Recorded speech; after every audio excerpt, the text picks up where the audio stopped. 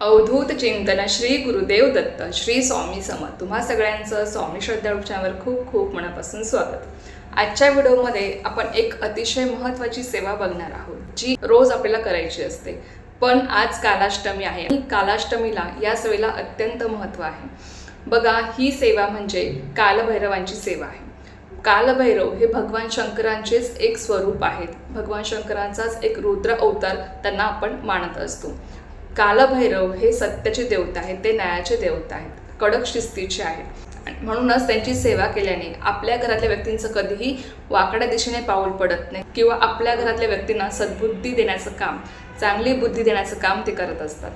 त्याचबरोबर कलियुगात सगळे अडथळे दूर करणारी जागृत देवता म्हणजे कालभैरव मानले गेले आहे. आणि म्हणूनच त्यांची सेवा केल्याने आपल्या आयुष्यामध्ये कधी कुठल्या प्रकारचे अडचणी, संकटे येत नाहीत किंवा कुठल्याही प्रकारचं संकट आपल्या घराचा उंबरठासुद्धा शिवत नाही, जेव्हा आपल्याकडनं त्यांची सेवा घडत असते. कालभैरवांची सेवा केल्याने आपल्या मुलांचं दीर्घायुष्य असो किंवा गृहस्थांचं आरोग्य असो, केवळ त्यांची पूजा केल्याने किंवा त्यांची सेवा केल्याने, त्यांचं स्मरण केल्याने त्यांच्यावरची संकटे टळत असतात. त्याचबरोबर कालभैरवांची जेव्हा आपण रोज सेवा करतो आपल्या घरामध्ये, तेव्हा आपल्या कुंडलिकेतील राहू आणि केतू हे ग्रहसुद्धा शांत असतात. त्यामुळे त्यांचा कुठलाही वाईट परिणाम आपल्या जीवनावर किंवा आपल्यावर होत नाही. म्हणून एकंदरीत काय की आपल्यावर येणारी बरीचशी संकटं यांच्या सेवेमुळे, यांच्या स्मरणाने फक्त टळत असतात. त्याचबरोबर भूतप्रेताच्या बाधा असेल, तांत्रिक बाधा असतील, तर फक्त कालभैरवांचे स्मरण केल्यामुळे त्या सगळ्या दूर होत असतात. आणि म्हणूनच कालभैरवांची सेवा करणं या कलियुगामध्ये अत्यंत महत्त्वाचं आहे. आज कालाष्टमी आहे आणि कालाष्टमी निमित्ताने आपल्याला आज ही सेवा करायची आहे. फक्त आजच नाही, तुम्ही रोज नित्यसेवेमध्ये ही सेवा जर ॲड केली तर नक्कीच मी तुम्हाला सांगेल की तुमच्या घरावर कधी कुठल्या प्रकारचं संकट येणार नाही. कुठलंही आपत्कालीन संकट आपण ज्याला म्हणतो ते कधी येत नाहीत किंवा कुठल्या प्रकारचं संकट आपल्या घराचा उंबरठासुद्धा शिवत नाही. बघा, छोटे मोठे संकट, दुःख तर येतच असतात, पण कुठल्याही प्रकारचं असं संकट येत नाही की ज्यामुळे आपलं आयुष्य उद्ध्वस्त होऊन जाईल किंवा आपलं संपूर्ण जीवन बदलून जाईल.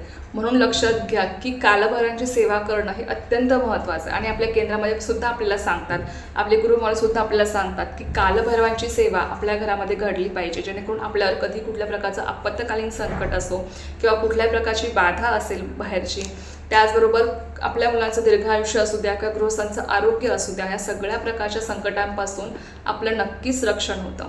आता कालभैरवांची सेवा तर आपल्याला करायची, पण नेमकी कोणती सेवा करावी? कालभैरवांच्या सेवेमध्ये सगळ्यात प्रभावी म्हणजे कालभैरवाष्टक हे अत्यंत प्रभावी स्तोत्र आहे कालभैरवांचं. आणि ते पठण केल्यामुळे आपल्याला त्या सेवेचं शीघ्र फळ मिळत असं. ही सेवा जी आहे त्यांची ती शीघ्र फळ देणारी आहे, लवकर फळ देणारी आहे.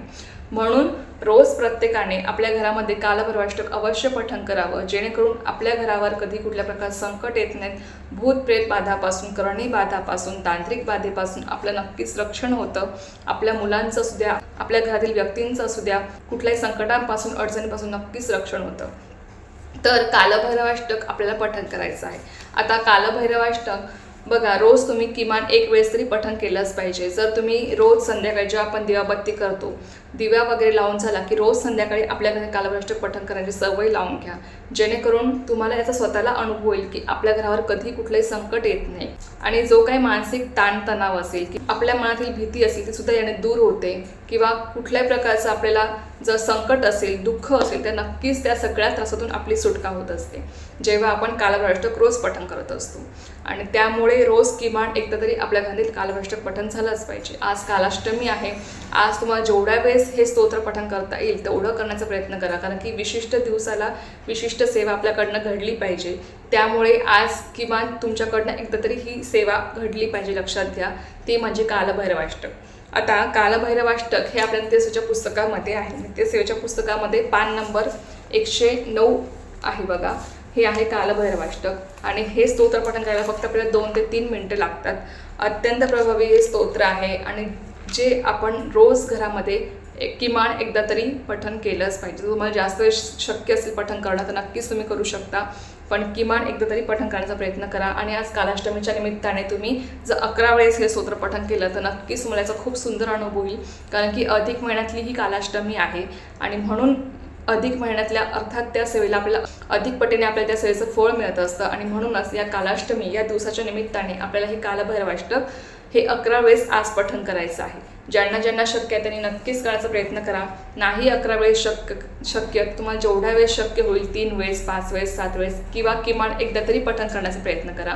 आणि असंही रोज आजपासून जर तुम्ही पठण करत नसाल, बरेचसे सेवेकरी आहेत की ते रोज पठण करतात, पण काहींना अजून ही सेवा माहीत नाही का काही करत नाहीत. तर आजपासून तुम्ही रोज जरी नित्यसेवेमध्ये जर ही सेवा ॲड केली, रोज तुम्ही किमान 1 वेळेस जरी कालभैरवाष्टक आपल्या घरामध्ये रोज मोठ्या आवाजामध्ये तुम्ही पठण केलं तर नक्कीच आपल्या घरावर कधी कोणाची वाईट नजर पडत नाही.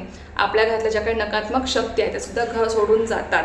कुठल्याही प्रकारचा वाईट शक्तीचा प्रभाव किंवा कुठल्याही प्रकारचं संकट आपल्या घरावर येत नाही. आणि असं म्हटलं गेलं आहे की ज्या घरामध्ये हे स्तोत्र नित्यनेमाने पठण केलं जातं त्या घरावर कधी कुठल्या प्रकारचं संकट त्या घराचा उंबाटासुद्धा शिवत नाही.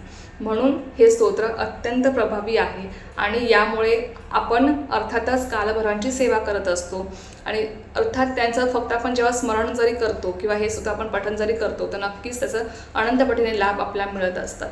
आणि म्हणूनच कालभैरव हे जागृत देवता आहेत आणि जेव्हा आपण त्यांची सेवा करतो, त्यांचं आपण स्मरण करतो तर नक्कीच आपल्याला त्या सेवेचं शीघ्र फळ मिळतं. म्हणजे कालभैरव हे आपल्याला लवकरात लवकर फळ देणारी देवता आहेत. म्हणून लक्षात घ्या की तुम्हाला हे स्तोत्र रोज पठण करायचं आहे.